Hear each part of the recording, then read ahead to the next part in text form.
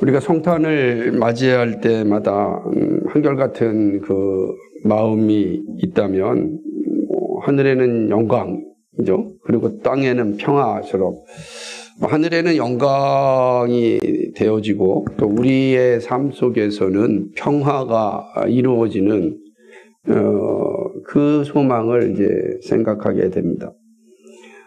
지금도 세계 곳곳에서 평화가 없고 전쟁만 난무하는 그런 곳을 보게 됩니다.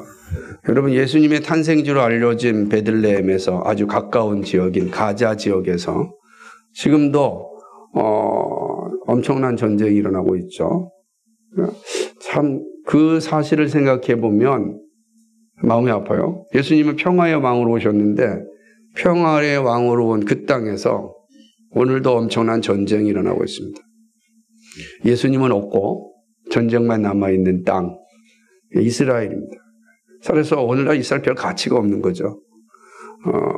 성경의 땅으로서 존중하지만 예수 그리스도의 말씀에 근거한다면 별 가치가 없는 땅이 이스라엘이라 생각을 합니다. 평화가 상실됐습니다. 전쟁이 일어나면 끔찍한 결과를 맞이하는 건 이제 어린이들, 또 여인들, 그리고 노인들입니다. 힘없는 이들이 얼마나 큰 아픔을 당합니까? 또 여러분, 러시아 정교회의 발생지인 러시아와 우크라이나의 전쟁을 보십시오. 그러니까 동방 정교회라고 하는 건 서방 교회와 다르게 이제 하나의 교회가 분리되어졌을 때 콘스탄티노플 북쪽에 있는 이 러시아와 또 그리스의 이제 정교회가 생기고, 그리고 이제 어거스틴을 중심으로 이어지는 서방교회가 형성되는데, 오늘 우리가 이제 서방교회 전통이 있는데, 동방 정교회의 어떤 본산이라고 할 수 있는 러시아죠. 지금 우크라이나와 끔찍한 전쟁을 벌이고 있지 않습니까? 그 끔찍한 전쟁을 벌이고 있는 것을 동조하고 동의하고 적극적으로 부추기는 그러한 교회가 정말 예수 그리스도의 탄생을 기쁘게 맞이할 그런 자격이 있을까 생각을 해봅니다. 그렇게 보면 예수님은 이 땅에 평화의 왕으로 오셨지만, 그러나 이 땅에는 전쟁만 가득한 그런 현실을 볼 때 참 마음이 아프지 않을 수도 없습니다. 그런데 이런 국제적인 전쟁에서만이 아닙니다. 곳곳에서 보게 되면 불평등과 불의와 부정함이 나타나고 있습니다. 경제적으로 양극화가 얼마나 심해지고 있습니까? 자본주의 사회에서는 탐욕이 왕이 되어서 사회적 약자들이 설 자리를 잃어버렸습니다. 우리나라처럼 아주 경쟁이 지극한 나라, 능력주의 사회에서는 정말로 능력이 없다, 숫자적으로 능력이 없다라는 판단에 의하여 얼마나 무시를 당하고 있습니까? 그런 사람들 마음속에 평화가 있을까요? 참 없을 겁니다. 오늘도 끊임없이 하루 종일 이 경쟁을 통하여서 이겨야만 되는 이 참 슬픈 현실이죠. 우리 안에 가득하고 있는 것이죠. 경제 전쟁에서 자본이 없는 이들은 평화를 누리지 못하고 있습니다. 이러한 모습이 사실 우리가 살고 있는 그런 세상입니다. 하나님이 창조하신 세상죠. 왜 이렇게 되었을까? 하나님의 형상으로 지음받은 존귀한 존재인 인간이 처하고 있는 현실은 너무나도 참혹한 상태입니다. 우리는 그 이유를 잘 알고 있습니다. 바로 이 탐욕으로 인한 인간의 어떤 부패입니다. 타락이죠. 하나님의 형상인 인간이 죄로 인하여 부패되었습니다. 그리고 죄가 가져온 끔찍한 결과를 우리가 매일매일 마주하고 있습니다. 우리가 살아가고 있는 이 세상에서 눈만 조금만 돌려도 그냥 온갖 죄의 부산물들을 우리가 볼 수 있습니다. 죄는요, 하나님과 우리 사이에서의 평화를 빼앗아갔습니다. 하나님을 만나지 않는 한 참된 만족과 평화는 인류에게는 없습니다. 왜냐하면 평화의 원천이 하나님이기 때문에 그렇습니다. 그러나 하나님이 없으니 어떻게 그 안에 평화와 만족이 있겠습니까? 그런데 죄가 하나님을 만나지 못하게 합니다. 하나님을 만나지 못한 사람들은 평화를 누릴 수 없습니다. 그러니까 평화를 누리지 못하는 사람들은 그 평화에 대한 본능적인 간절함이 있기 때문에 하나님 외에 다른 대용품을 만들고자 합니다. 끊임없이 만들었지만 효과가 없습니다. 효과가 없는데도 불구하고 하나님을 만나지 않는 사람들은 오늘도 하나님 대용품을 만들어서 만족과 평화를 유지하고자 발버둥 치고 있습니다. 그죠? 그 사람들이 생각하는 각종 하나님 대용품들을 한번 생각해 보시기 바랍니다. 어떤 사람은 그것이 권력이고, 어떤 사람은 그것이 물질이고, 어떤 사람은 그것이 성공이고, 어떤 사람은 그 외모이고, 아니면 그것도 아니면 뭐 명상이고, 그러니까 온갖 하나님 대용품을 만들어서 그 안에서 평화를 찾고자 합니다. 이제 그런 것들이 사라지면 나타나는 것은 마약이고, 또는 알코올이고, 아니면 쾌락이고, 이런 것들은 다 하나님 대용품으로 만들어서 자기 안의 만족과 평안을 갖고자 합니다. 우리도 한번 생각해 보십시오. 하나님이 사라졌다고 한다면 여러분이 무엇으로 여러분의 삶을 만족하며 살겠습니까? 오늘 우리는 성탄절을 이렇게 지키고 있지만, 하나님 예배하고 있지만, 이 예배당 밖의 세상에 이 성탄절의 의미가 뭡니까? 아마 어제부터 오늘까지 난리가 아니었을 겁니다. 뭐 난리가 아니었더라고요. 또 보니까 모든 사람들은 그러한 어떤 쾌락, 그런 어떤 만족을 누리고자 아주 발버둥 치고 있는 것을 이제 보게 되는 것입니다. 참으로 안타까운 현실입니다. 사람들은 자신이 왜 이러한 것에 집중하고 있는지 모릅니다. 청소년들은 아이돌에 집중하죠. 아이돌 그 자체가 우상 아닙니까? 그죠? 집중합니다. 장년들은 물질에 집중합니다. 청년들은 뭐에 집중할까요? 각자 자기들만의 만족과 평화를 누리고자 온갖 소비를 일삼고 있습니다.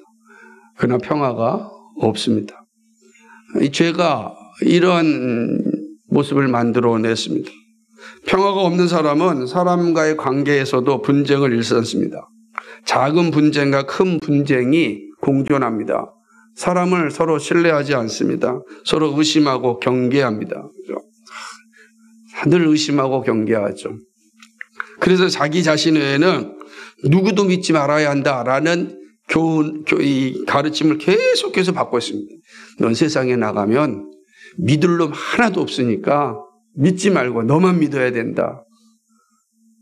이게 세상이죠. 얼마나 끔찍한 세상입니다. 여러분 이런 말을 들을 때 끔찍하잖아요. 이게 지금 우리가 살고 있는 현실의 모습이라고 할 수 있습니다. 이러한 분쟁은 결국 나라와 나라 사이의 전쟁으로 확전되는 것을 볼 수 있습니다. 믿을 놈이 없으니까 믿을 나라도 없죠. 결국은 믿을 놈, 믿을 나라가 없는 세상에서는 오직 자기 만족을 위하여서 추구하는 것 외에는 없는 거죠. 작게는 내 현실에서 탐욕을 추구하여서 내 통장에 돈이 좀 많아지게 하는 것이나 국가 간에서는 좀 더 영토가 많아지거나 경제적 영토가 넓어지거나 이런 걸 통하여서 탐욕을 채우고 그걸 통하여서 평화라 이렇게 포장합니다. 가진 자의 평화지 공존의 평화가 없지 않습니까? 다 가진 자들의 평화 존재하는 그게 예수님이 말씀하셨던 평화였을까 생각을 해봅니다. 작은 불이 큰 산을 삼키듯이 작은 분쟁이 나라와 나라를 파괴하는 그런 결과들을 낳고 우리는 보고 있습니다. 그러나 죄는요 단지 외부에만 존재하지는 않습니다. 자기 자신 안에서 분열을 일삼습니다. 현대인들이 얼마나 이 평화를 유지하지 못한 상태에서 불안과 두려움을 가지고 있습니까? 참 불안하고 두려운 거예요. 그러니까 이 불안과 두려움은 앞서 있는 사람과의 관계에서 기인합니다. 그 관계는 앞서 있는 하나님과의 분열에서 시작되는 거죠. 사람을 믿을 수 없잖아요. 믿을 놈 없다고요. 그러니 그런 사람들한테 한 번, 두 번 상처를 받고 혹은 사기를 당하면 얼마나 힘들겠습니까? 사람 보는 게 얼마나 두렵겠습니까? 많은 사람들이 교회를 떠난 이유 중에 하나가 뭐냐면 교회 다닌 사람들로 인하여 상처받았기 때문이다 얘기를 합니다. 교회 다닌 사람들한테 돈을 빌려주는데 떼어 먹었다든지 뭐 온갖 일들을 많이 이야기합니다. 속상하죠. 얼마나 속상한. 그래도 예수 믿는 사람이라고 생각했는데 그 예수 믿는 사람들은 그래도 정직하다고 인식하였는데 그들한테 이런 불의함을 당하였을 때 그 충격이라고 하는 건 일반 사람한테 당하는 충격에 비교할 수가 없는 것이 됩니다. 참 어렵잖아요. 그 마음을 잘 이해가 돼요. 얼마나 힘들었을까. 그래서 그냥 그런 분들 앞에 서면 그냥 작아지고 미안하고 죄송하고 참 내가 하지 않았으면 잘못했다 라고 말합니다. 그걸 스스로도 조심해야겠다는 인식을 하죠. 하지만 우리가 잘 못하잖아요. 우리도 어느 순간 이 죄성이 하나 있어서 여러분도 다른 사람 상처 주고 싶은 사람이 있으니까 없잖아요. 그런데도 나도 모르게 상처 주고 그게 우리의 이제 모습이죠. 그러니까 좀 속상하죠. 사실이 그렇습니다. 그렇죠? 그러다 보니 사람들 안에 평화가 사라지게 되었습니다. 평화를 잃어버린 사람들의 삶은요, 자신감을 상실합니다. 내 안에 평화가 없으면 자신감이 없어요. 그죠? 그렇지 않습니까? 여러분 생각해보세요. 여러분 주머니에 돈이 없으면 여러분 자신감 있습니까? 현대인들은 돈이 하나님이니까. 그런데 내 안에 정말 하나님이 계시다면 정말 우리가 내 안에서 그 모든 것이 사라져도 창조주 하나님께 함께 하시는 그 평화가 나로 하여금 이 세상을 살아가는 자신감을 갖게 하는데 하나님이 상실되어지면 자신감도 사라지게 되는 것입니다. 이것이 다 죄가 가져온 모습입니다. 그렇죠? 죄에 대한 치료가 반드시 필요한 상황이라 이게 할 수가 있습니다. 이게 사람과의 관계 속에서 나타나는 죄의 영향이 아니겠습니까? 하지만 이 죄는 단지 사람에게만 나타나는 건 아니지 않습니까? 그렇죠? 자연과의 관계도 분쟁을 일삼고 있습니다. 우리 주변에서 들려오는 기후위기는 부패한 사람들이 만들어낸 결과입니다. 하나님께서 이 세상을 창조하시고 에덴 동산에 두시면서 말씀하실 때 잘 개발하고 보존하라 이렇게 명령하셨습니다. 근데 이 탐욕스러운 인간은 개발과 보존을 함께 할 수가 없거든요. 개발하려면 보존하면 안 되고 보존하려면 개발하면 안 된다라는 의식이 강합니다. 그러니까 오로지 그냥 이 탐욕은 보존의 모습보다는 개발의 속도에 더 빨리 가죠. 하나님 모든 자연을 파헤치기 시작하였고 파헤친 결과 이제 우리는 그 자연이 우리를 습격하고 있습니다. 자연이 우리를 습격하고 있다는 거 이게 얼마나 끔찍한 현실입니까? 자연은요 순진하고 착하고 중립적이지 않습니다. 자연은 매우 무섭습니다. 이미 인간의 타락과 함께 동반 타락하였던 이 자연은 이제 인간을 향하여서 이제 공격하고 있는 상황이 된 것이죠. 누가 이렇게 만들었습니까? 사람이 이렇게 만들었습니다. 그렇게 만드는 현실입니다. 사면을 보아도 평화가 전혀 보이지 않는 현실을 봅니다. 평화를 구하나 평화가 오지 않습니다. 그러는 사이 사람들은 곳곳에서 살려달라고 막 울부짖고 있습니다. 다 사람도 울부짖고 있죠. 자연도 울부짖고 있습니다. 여러분 한번 생각해 보십시오. 자연이 막 이렇게 폭발하고 있는 모습들을 보면 어떤 생각이 드십니까? 그 울부짖고 있는 겁니다. 우리를 원래의 상태로 만들어 놔야 되는데 왜 우리를 이렇게 고통스러운 상태로 만들어 놨느냐라고 하는 울부짖음 같이 들립니다. 기후위기의 모습 속에서 느끼게 되는 거죠. 여러분들이 이 울부짖는 자연을 참으로 바르게 만들어가는 일에 힘쓰는 건 정말 중요한 일이죠. 그게 하나님의 사람들의 모습입니다. 평화가 없는 이 땅은 살고 싶은 의지를 부수고 있습니다. 그래서요 의미 있는 삶을 기대하지 않습니다. 오늘 하루하루 주어진 삶만을 살아가게 됩니다. 이게 오늘 하루 살면 되는 거지 내일을 생각하냐는 거죠. 그 내일을 생각하지 않는 사람들이 다음 세대를 생각하겠습니까? 오늘 우리 시대에 잘 살고 이 지구 망가뜨리면 다음 세대는 지들이 알아 살겠지 이런 생각하고 사는 것이 현대인들 아닙니까? 여러분이 사랑스러운 이 자녀들의 세대에 이 이 지구가 얼마나 끔찍한 재앙을 맞이할지 수없이 많은 집회를 통해서 수없이 많은 경고의 나팔을 부르지만 우리가 잘 느끼지 못하잖아요. 왜 그러냐? 우리는 이미 타락한 본성을 가지고 있기 때문에 못 보는 겁니다. 그러니까 내일의 모습이 별로 좋지 않습니다. 그냥 살아간다고 의미 없는 말만 합니다. 참으로 슬픈 현실이 아닐 수 없습니다. 더구나 사회적 약자들에 대한 세상의 편견과 무시는 더 가슴을 아프게 하죠. 자연의 모습뿐만 아니라 얼마나 우리가 이 사회적 약자들을 참으로 무시하고, 여러분, 우린 정말 그리스도인들은 사회 약자들을 존중할 수 있는, 우리 교회 표어처럼 가난한 자를 존중할 수 있는 마음을 가져야 돼. 실질적으로 잘 못한다 할지라도 내 마음속에서 잘 준비되어야 됩니다. 함부로 말하지 말자. 쉽게 판단하지 말자. 정말 존중할 수 있어야 되는 게 중요합니다. 그냥 교회 주변에 돌아다니는 어르신들 또 친절하게 대하자. 이런 마음들이 우리 안에 작지만 늘 가지고 있어야 됩니다. 실제로 잘 되지 않는다 할지라도 우리가 잘 준비되면, 그러나 분명히 하나님께 사용하십니다. 이게 우리 평화가 없는 세상에서는 다 무시하고 편견을 가지고 살고 있는 것입니다. 어떻게 생각하십니까? 어떻게 살아야 하겠습니까? 평화가 보이지 않는 세상에서 산다는 것은 참으로 끔찍한 일이 아닐 수 없습니다. 그러나 우리는 이러한 세상에 살고 있습니다. 이 세대에는 현실적으로는 소망을 가질 수 있는 길은 없습니다.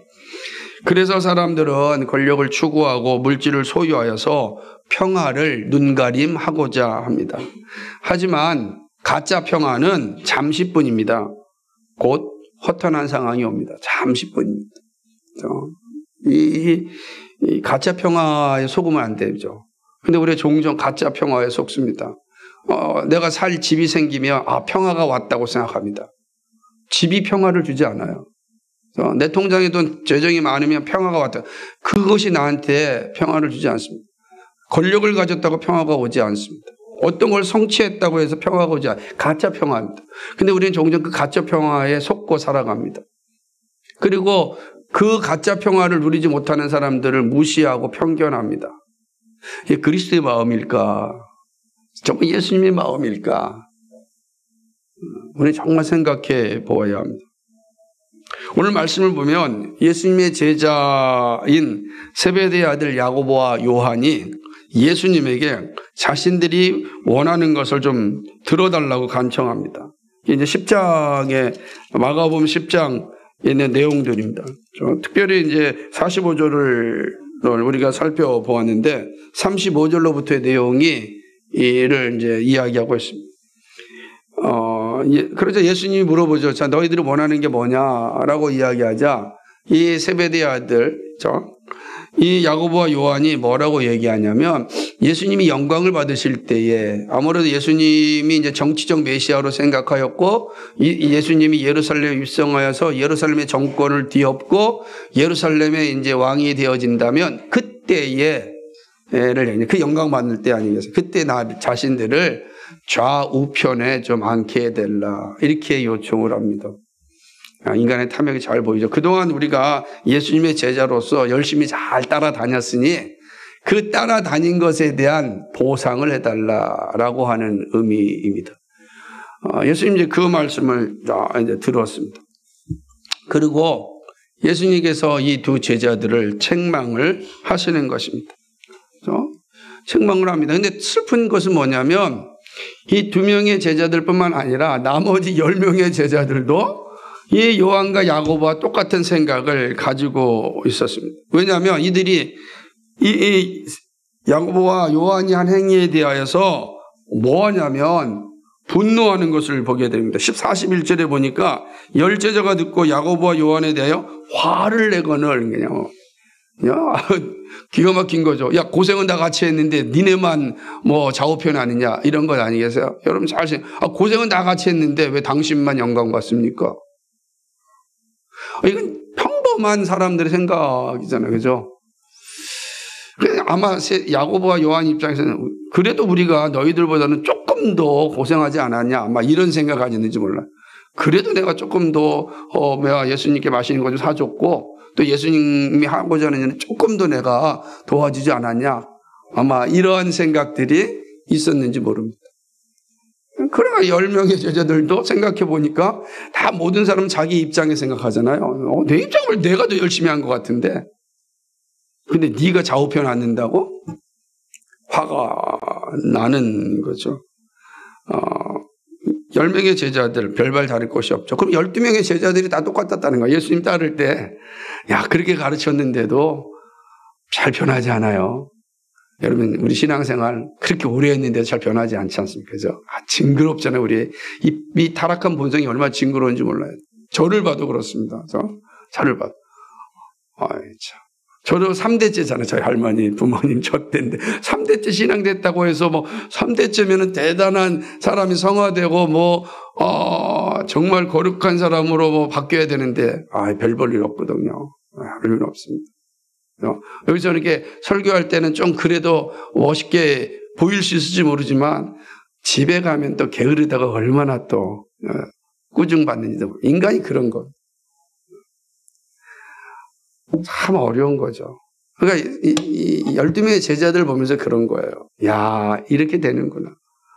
예수님 입장에서도 기가 막혔을 겁니다. 야, 참, 이제 하나님 나라를 위하여 살아야 되는데 제자들이 가지고 있는 자세를 보니 얼마나 허탈했겠습니까? 그러자 예수님은 제자들에게 중요한 교훈을 합니다.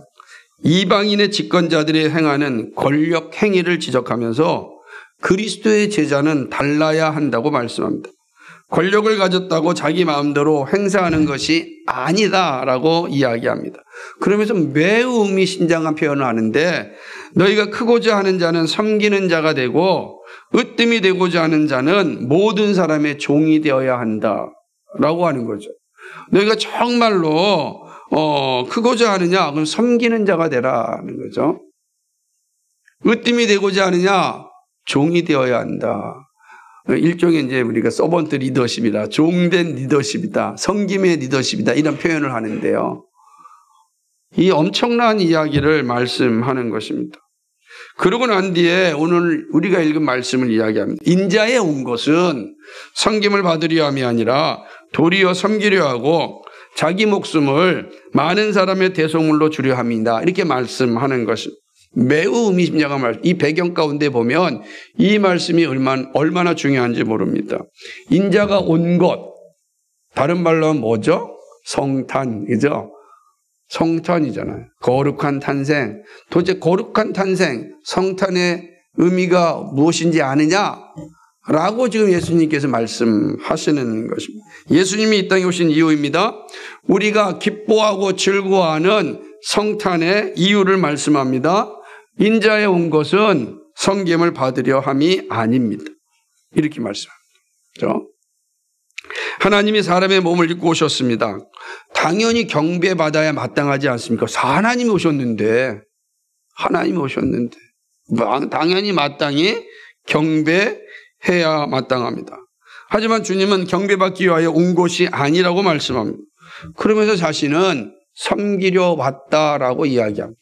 자, 이거는 이제 권력의 측면에서 말씀하는 겁니다. 나는 군림하는 자로 온 것이 아니라 섬기는 자로 왔다라고 말씀하고 있습니다. 그리고 자신의 목숨을 많은 사람의 대속물로 주려 함이라고 이야기합니다. 이 대속물이라고 하는 것은 많은 사람을 구원하기 위해 치를 몸값을 자기 목숨을 내주러 왔다는 거예요. 몸값으로. 그러니까 몸값으로서 예수님 자신이 오셨다는 거예요. 많은 사람들을 구원하기 위하여 치를 몸값으로 오신 이유다. 그러니까 예수님이 오신 이유는 뭐예요? 결국은 죽으러 오셨다, 이런 표현을 하는 거잖아요. 그럼 성탄이 이런 의미예요. 성탄은 대속물이 되기 위하여 성육신하신 날입니다. 그래서 여기에 영광이 있고 평화가 있는 겁니다. 성탄은 대속물이 되기 위하여 성육신하신 날이다. 이게 시작부터 다른 겁니다. 오늘날 사람들이 성탄에 있어서 이러한 생각을 가지고 있는 사람이 없잖아요. 즐기고 누리고 기뻐하는 것을 끝나죠. 근데 예수님은 말씀합니다. 성탄은 그런 의미가 아니다. 그래서 청교도들은 이 성탄절을 지키지 않았습니다. 왜곡될 줄 알았기 때문에. 그래서 매주일이 성탄절이다. 그래서 매주일이 성탄절이고 매주일이 부활절이고 매주일이 그런 날이다. 이렇게 말씀하신 겁니다. 그러니까 이 내용들을 아주 인식하고 있어야 되는 것입니다. 참 우리의 생각과는 분명히 다른 것을 이야기하죠. 이것이 성탄이 우리에게 주는 선물입니다. 그래서 이 성탄이 주는 선물은 분명하게 오늘 본문을 보면 두 가지가 나타나죠. 하나는 섬김이고 둘째는 대속물입니다. 그래서 우리는 성탄을 생각하면서 기억해야 될 것은 바로 섬김과 대속물. 그러니까 우리가 이거를 잘 기억할 때 성탄절을 성탄절답게 지킬 수가 있다는 것입니다. 예수님은 우리를 섬기려 왔습니다. 우리가 섬김을 받을 수 있는 존재가 아닙니다. 우리는 어떻게 우리가 예수님께 섬김을 받을 수 있겠습니까? 우리는 부패한 죄인입니다. 그런데 예수님께서 우리를 섬기려 오셨다라고 말씀하고 있습니다. 예수님의 섬김이 있기에 사실은 부패가 더 이상 진행되지 않습니다. 예수님이 우리를 섬겨주지 않으면 영원한 부패 가운데 떨어질 수밖에 없습니다. 하염없이 부패해집니다. 여러분, 예수님이 떠난 세상, 예수님이 떠난 인간들의 모습을 잘 보십시오. 예수님을 소유하고 있는 우리의 모습에도 끊임없는 부패의 모습이 나타나는데 예수님이 떠난 인간들의 모습 속에 그 사회 속에 그 세상 속에 나타나는 부패의 속도는 비교할 수가 없습니다. 예수 그리스도께서 우리의 부패를 처음 늦추고 있는 거죠. 그리고 우리를 하여금 거룩한 자리로 가게끔 하는 것입니다. 성탄의 기쁨은 이와 같은 예수님의 섬김을 감사하고 기뻐하는 날입니다. 우리 감사하고 기뻐하는 이유가 여기에 있습니다. 그리고 예수님을 따르는 자녀로서 섬김의 자리로 나가야 합니다. 그리스도를 믿는 성도는 하나님을 섬기고 이웃을 섬기는 자리로 가야 합니다. 섬김의 자리로 가려면 예수 믿는 것이 우선되어야 합니다. 왜냐하면 예수 믿지 않으면 섬겨야 될 이유가 다 이기적인 욕망밖에 없습니다. 이기적인 욕망이 다 여기에 남아있는 거죠. 예수를 믿으면 예수님이 가셨던 발자취를 따라가야 합니다. 근데 그 길이 바로 섬김입니다. 다른 말로 하려면 하나님을 사랑하고 이웃을 사랑하는 일입니다. 이웃을 사랑하는 거죠. 그래서 우리가 성탄을 제대로 즐기려면 이웃사랑, 이 섬김을 실천해야 됩니다. 그러니까 여기에 우리의 그 성탄이 주는 그 기쁨, 성탄이 주는 선물을 만끽할 수 있습니다. 놀라운 은혜죠. 또한 두 번째로 대속물 대신 예수님을 기억하는 일입니다. 예수님은 성탄에서만 머물게 해서는 안 됩니다. 예수님의 오심은 섬김이라고 하였습니다. 그런데 이 섬김의 최고봉이 있습니다.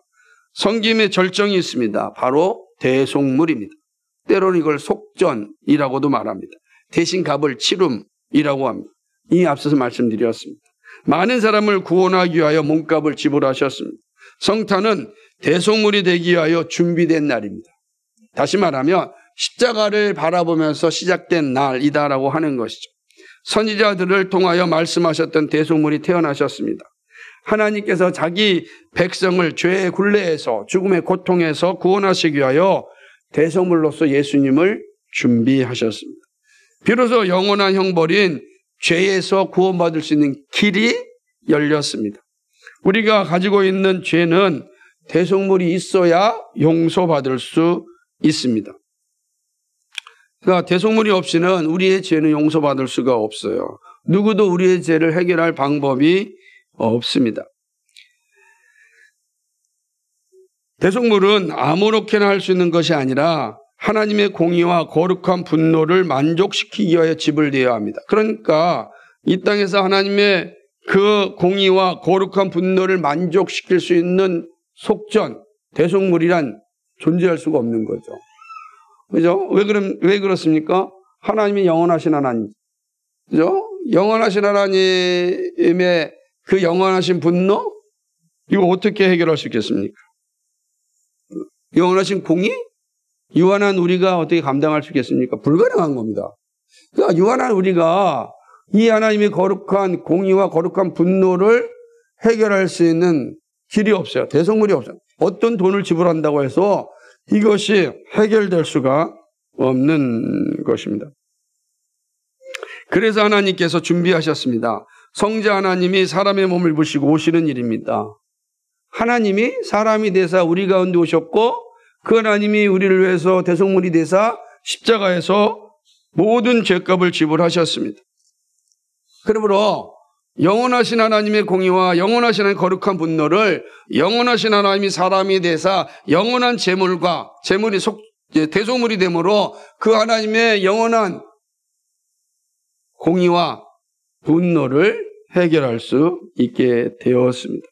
하나님은 예수님이 지불하신 속전 혹 대속물을 보시고 우리의 죄를 용서하셨습니다.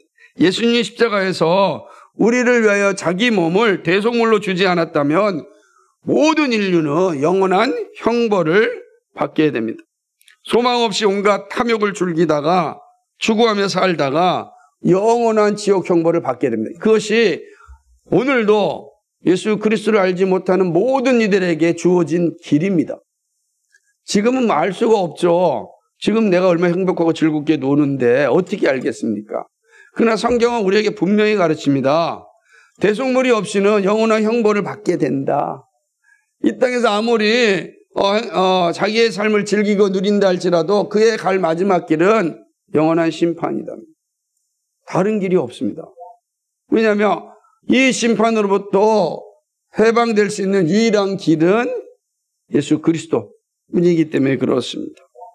예수 그리스도는 지옥 형벌을 벗어날 수 있는 길입니다. 대속물 대신 예수님을 믿는 일입니다.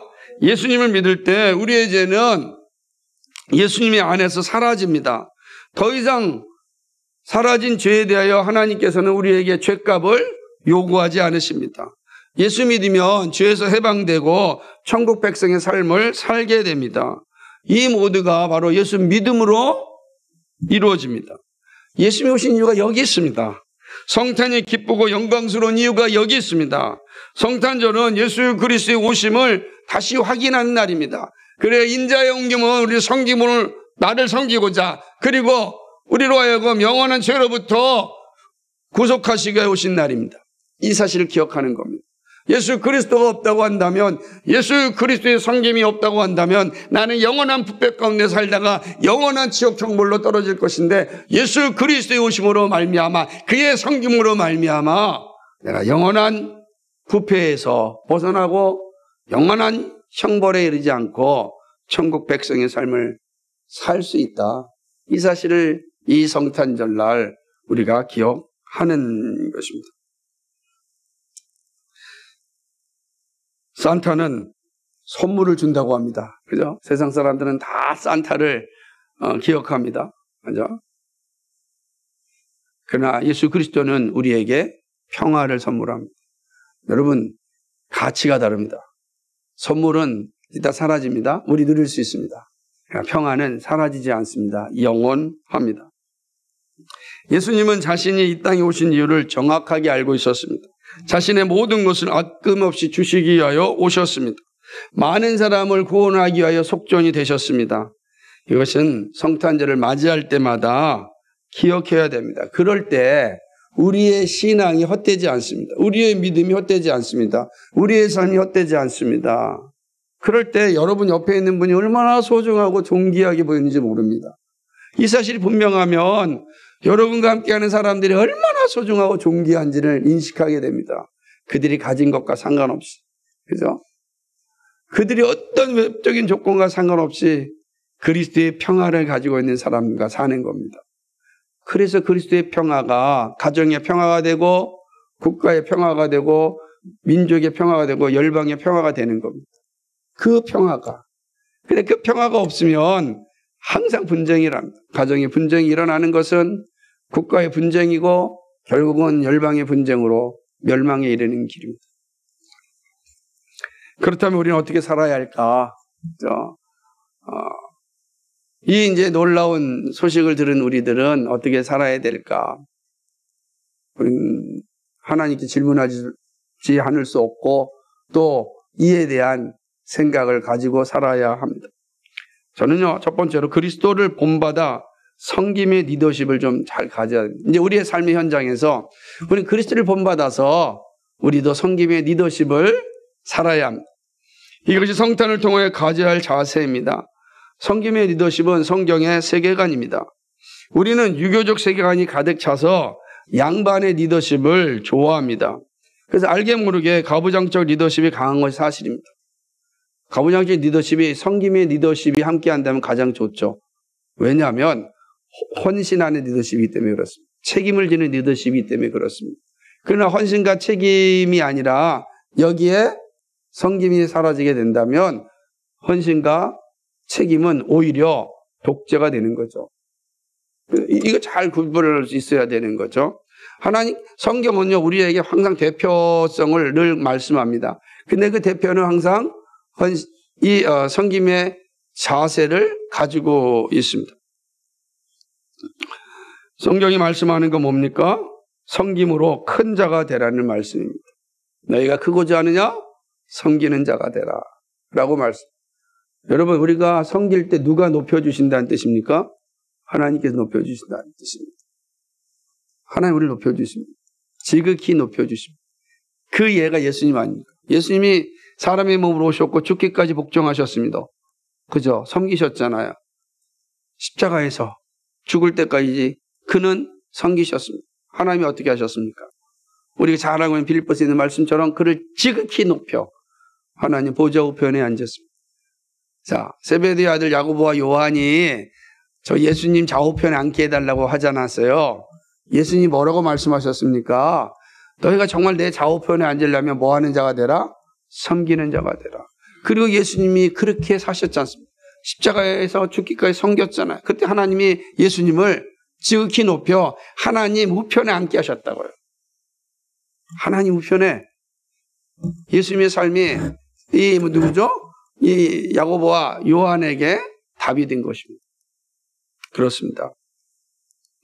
섬김으로 큰 자가 되는 길은 쉽겠습니까? 어렵습니다. 우리의 본성은 늘 섬김을 받기를 좋아하기 때문에 어려운 것입니다. 정말 힘든 일입니다. 하지만 주님께서 오신 이유고 사셨던 삶입니다. 그렇죠? 예수 믿는 우리들이 열심을 다하여 걸어가야 할 삶입니다. 물론 섬긴다고 해서 우유부단하거나 좋은 것이 좋다고 하거나 결단력이 없는 것을 의미하지 않습니다. 책임지지 않는 것도 의미하지 않습니다. 단단하고 확고하지만 권력의 힘으로 살아가지 않습니다. 그리스도인은 섬김이 몸에 잘 맞는 옷이 되어야 합니다. 그죠? 우리의 옷이 잘 맞아야 돼요, 섬김. 근데 이것은 성령의 능력으로 가능합니다. 늘 성령을 의존하며 살아갈 때 우리가 살 수 있습니다. 그 성령을 의존한다는 것이 뭐냐? 우리의 입술을 늘 고백하듯이 예수님은 나의 주님이십니다. 여러분, 이 고백이 항상 있어야 돼요. 여러분 가정에서 예수님은 나의 주님이십니다. 이 고백을 입술로 해보십시오. 여러분 가정을 어떻게 섬겨야 되겠는가 생각합니다. 여러분이 만나는 사람들, 예수님이 나의 주님, 여러분의 직장에서, 여러분이 하는 일터에서 예수님이 나의 주님이십니다. 그럼 성령께서 우리에게 지혜와 명철을 주시고 성령께서 우리로 하여금 섬김의 리더십을 통하여서 높여주시는 은혜를 누리게 됩니다. 주님이 높여주시면 당장 보여주는 게 아니에요. 그러나 역사를 통해서 보여주시고 하나님의 나라의 영광을 통하여 확증하여 주십니다. 그런 은혜가 여러분께 있길 바랍니다. 둘째는요, 그리스도의 대속의 복음을 전하는 일을 감당해야 됩니다. 이게 이제 성탄을 맞이하는 우리들의 모습입니다. 예수님의 오심은 인류를 구원하시기 위하여 오셨습니다. 하나님이시지만 사람의 몸을 입으시고 오셨고 십자가에서 죽기까지 복종하셨습니다. 얼마나 놀라운 일입니까? 이 모두가 인류를 구원하기 위해서입니다. 그러나 성탄을 아는 자는 그리스도의 대속의 복음을 전하는 사람입니다. 그리스도의 대속감이 하늘에는 영광이고 땅에는 기뻐하심을 입은 자들에게 평화가 됩니다. 그리고 그리스도인이 하는 모든 일은 대속의 그리스도를 전하는 일이 중심이 되어야 합니다. 이것이 성탄을 바로 아는 일이고 성탄이 우리에게 주시는 선물입니다. 여러분들은 이 대속의 예수 그리스도를 전하십시오. 예수님께서 오신 성탄의 목적이 어딘지 우리를 구원하기 위해 오셨습니다. 그렇죠? 우리를 위해 십자가에 죽으셨습니다. 그 예수님을 여러분 사랑하시고 예수를 믿으시기 바랍니다. 그럼 여러분에게도 하늘에는 영광이요 땅에는 평화가 임할 것입니다. 우리가 전해야 될 일입니다. 마지막 세 번째는 그리스도를 본받아 평화를 전하는 삶을 살아야 합니다. 우리 옆에 놓인 각종 불의에 저항하는 일과 기후위기를 함께 극복하는 일, 사회적 약자들을 존중히 여기고 섬기는 일들, 이거 우리가 해야 합니다. 그러니까 하나님께서 우리에게 그걸 맡기셨습니다. 그래서 저는 그 일을 열심을 다하여 하고 있는 여러분들이 훌륭합니다. 이런 사람들이 볼 때 크게 성공하는 일이 아닙니다. 뭐 어마어마한 부자가 되거나 대재벌이 되는 길도 아닙니다. 힘들고 어렵고 지난한 일이 됩니다. 하지만 이것이 하나님이 원하시는 겁니다. 그리스도인들이 가는 길입니다. 여러분 정말로 정직한 삶을 살고자 몸부림 주셔야 됩니다. 우리가 아무리 몸부림친다고 해도 정직하게 사는 게 쉽지 않은 세상입니다. 그런데 몸부림치지 아니하면 어떻게 되겠습니까? 우리가 아무리 최선을 다하여서 내가 정직하게 살고 정말로 이 기후위기를 위하여 내가 정말로 몸부림친다 해도 잘 되지 않습니다. 어렵죠. 힘듭니다. 현실로 보면 비관적이죠. 맞습니다. 그래서 손보 장로님이 말씀하신 것처럼 비관적 선지자주의라고 하는 말이 현실 속에서는 잘 들어맞습니다. 그러나 우리는 해야 됩니다. 오히려 저는 적극적으로 늘 말씀드리듯이 우리는 선지자적 현실주의자의 자세를 가지고 살아야 됩니다. 그리고 그 열매는 주님께서 맡기는 겁니다. 주님께 맡기는 일입니다. 최선을 다해서 정직하게 살고자 몸부림쳐야 됩니다. 사회적 약자들을 섬기고 사랑하는 일에 힘을 써야 됩니다. 그게 공의입니다. 그렇죠? 여러분 사회적 약자들을 향하여서 함부로 말하고 편견 갖는 일에서 늘 싸워야 됩니다. 잘 섬겨야 됩니다. 하나님 나에게 주신 이 작은 물질, 작은 재능, 작은 은사들 정말 사회적 약자들을 잘 섬길 수 있게 해달라고 기도해야 됩니다. 그리고 불의에 대하여서도 항거할 뿐만 아니라 정의를 행하는 일에도 힘을 써야 되는 것입니다. 작은 것이지만 그 작은 것에 내가 함께할 때 하나님의 창조 세계가 거룩하여지는 것입니다. 그리스도께서 행하였던 그 평안을 이제 우리가 감당해야 하는 것입니다. 모든 것은 평화를 위하여 존재합니다. 평화를 위해 존재하는 것이지 그것이 불의를 위하여 존재하지 않습니다. 전쟁을 위하여 존재하는 것이 아닙니다. 왜 전쟁이 일어나죠? 불의함 때문에 생기는 겁니다. 불의함, 인간의 탐욕함, 불의함 때문에 인류 역사는 끊임없이 전쟁이 일어났습니다. 주님 오실 때까지 전쟁은 사라지지 않을 겁니다. 인간의 탐욕이 사라지지 않기 때문입니다. 그래서 끊임없이 기도해야 되는 것입니다. 하나님, 우리가 정말로 평화를 이루는 사람이 되게 해달라고, 주의 평화가 이 땅 가운데 이루어지기 위를 기도해야 되는 것입니다. 그것이 우리가 할 일입니다.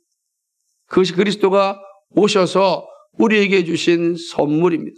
그러면 여러분이 있는 각자의 영역에서 그 어떤 영역이든, 그죠? 그 어떤 영역이든 상관이 없지 않습니까? 그 영역에서 그리스도의 평화가 임하도록 그리스도의 평화를 전하는 삶을 살아야 됩니다. 그리고 우리 교회가 그 일을 감당해야 됩니다. 인자에 온 것은 바로 이 일을 하기 위하여 오셨고 하라고 우리에게 말씀하십니다. 그러니까 인자의 오심을 기억하는 모든 성도의 자세입니다. 이러한 은혜가 이 성탄절을 맞이하는 우리 모두에게 잘 기억되어지고 또 여러분의 주어진 삶 속에서 선한 열매로 나타나기를 주님의 이름으로 간절히 축복합니다. 거룩하시고 자비하신 하나님 아버지, 고맙고 감사합니다. 우리에게 이 거룩한 날을 주셔서 감사합니다.